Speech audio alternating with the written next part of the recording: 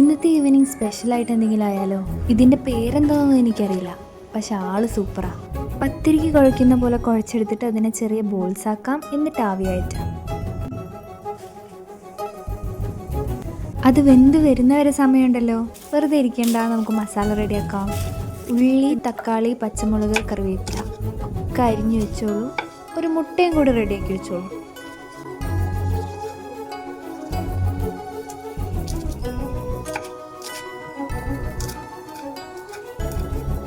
ചൂടായ വെളിച്ചെണ്ണയിലിട്ട് ഉള്ളിയും പച്ചമുളകും ഇട്ട് നന്നായിട്ടൊന്ന് വഴറ്റിയെടുക്കുക. പിന്നെ തക്കാളി ആഡ് ചെയ്തിട്ട് കുറച്ചും കൂടി ഒന്ന് വാട്ടുക. മുളക് പൊടി, മഞ്ഞൾപ്പൊടി, ഉപ്പ്, കുരുമുളക് പൊടി ഒഴിച്ചിട്ട് ഒന്നുകൂടി വാട്ടിയെടുത്തതിന് ശേഷം വെള്ളം ഒഴിക്കുക, മുട്ട ഇടുക, എല്ലാം കൂടി ചേർത്തൊന്ന് മിക്സ് ചെയ്യുക. കഴിഞ്ഞു.